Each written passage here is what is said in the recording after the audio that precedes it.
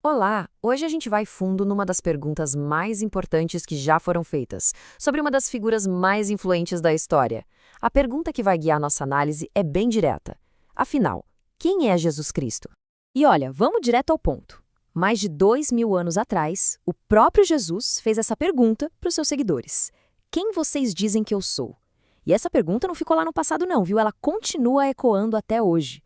E não é uma pergunta qualquer, uma curiosidade filosófica. Para a fé cristã, a resposta para essa pergunta define absolutamente tudo. É claro que o mundo está cheio de opiniões sobre ele, né? Para uns, foi um grande mestre moral. Para outros, um líder religioso super inspirado, quem sabe até um mito criado lá pela igreja primitiva. Só que todas essas visões acabam esbarrando num problema fundamental. E é aqui que o jogo vira. A questão central não é o que as pessoas acham dele, mas o que o próprio Jesus disse sobre si mesmo. E quando a gente olha com atenção para as palavras dele, a conclusão é bem direta. Ele não se apresentou como só mais um grande professor. A afirmação dele foi muito mais radical. Ele afirmou ser Deus. Isso leva a gente direto para o coração do que talvez seja o maior paradoxo da fé cristã, que é a base de tudo. A ideia de que ele é, ao mesmo tempo, verdadeiramente Deus e verdadeiramente homem. Então, vamos por partes. Primeiro, a divindade dele.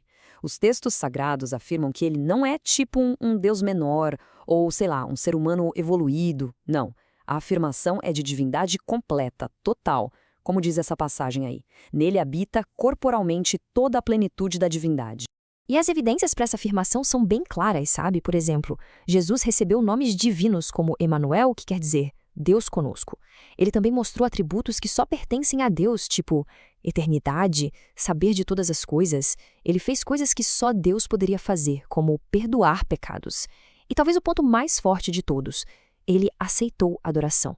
E isso é gigante porque outras figuras bíblicas como anjos e apóstolos sempre se recusaram a ser adorados. Ok, mas a divindade é só um lado da moeda. A outra parte é igualmente crucial. Jesus também é descrito como sendo completamente humano. Não é que ele parecia humano ou estava usando um disfarce. A ideia é que ele assumiu uma natureza humana real, completa, se tornando semelhante aos homens. Olha só que interessante essa comparação. De um lado você tem os atributos de Deus, eternidade, onisciência, perdoar pecados. E do outro, as experiências mais humanas possíveis. Ele cresceu, aprendeu, ficou cansado, sentiu fome, sede, dor e chorou. Isso não era teatro, entende? Era a humanidade mais genuína vivendo junto com a divindade. A teologia, claro, tem um nome técnico para essa ideia tão profunda, é a chamada união hipostática. É um nome meio complicado, eu sei, mas a ideia por trás é central. A crença de que Jesus Cristo é uma só pessoa, mas que tem duas naturezas completas e diferentes, uma divina e uma humana, vivendo juntas em perfeita harmonia. Tá, mas por que isso importa tanto? Por que essa dupla natureza era tão essencial? Bom, a resposta para isso nos leva direto para o centro da missão dele, a cruz. Pensa bem, a humanidade dele era fundamental. Para poder representar as pessoas, ele precisava ser uma pessoa, como um substituto. Ele tinha que ser 100% humano para poder morrer no lugar da humanidade. E aqui tem um ponto-chave. Na cruz, a imagem que se pinta de Jesus não é a de uma vítima passiva, é de um substituto voluntário. A ideia é que ele veio para pagar uma dívida que não era dele, pegando para si a consequência que seria de outros. Essa imagem e a citação, elas resumem bem a essência desse sacrifício. Ele mesmo levou em seu corpo os nossos pecados sobre o madeiro. Esse ato é visto como a solução definitiva para o problema do pecado, onde a justiça de Cristo passa a valer para quem acredita nele. Mas a história, claro, não acaba na cruz.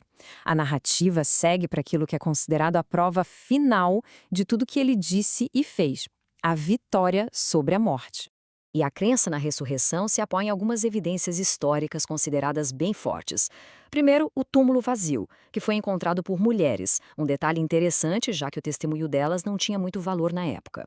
Depois, ele teria aparecido para mais de 500 pessoas. Tem também a transformação radical dos discípulos, que foram de um bando de medrosos para pregadores super corajosos. E, por fim, o fato de que a igreja começou justamente em Jerusalém, o lugar exato onde ele foi morto. Então veja bem, a ressurreição não é só um milagre isolado. Ela é apresentada como a prova final da identidade dele e o pilar de toda a esperança cristã. É como se fosse a declaração final de que a morte não teve a última palavra. Beleza. Mas na prática, o que tudo isso significa? Qual o impacto disso?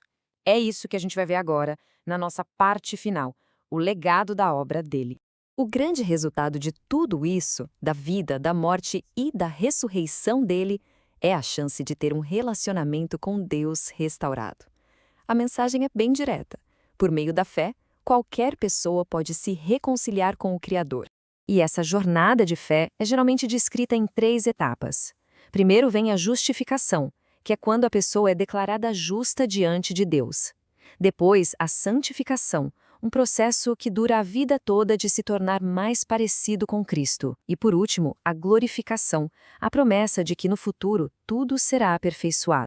E o ponto mais importante aqui é entender que esse processo todo não é apresentado como algo que a gente conquista por esforço próprio, mas como um presente, um dom. É exatamente o que a passagem diz, porque pela graça sois salvos por meio da fé. É dom de Deus. E com isso, a gente fecha o círculo. Aquela pergunta lá do início que começou toda essa conversa, ela volta.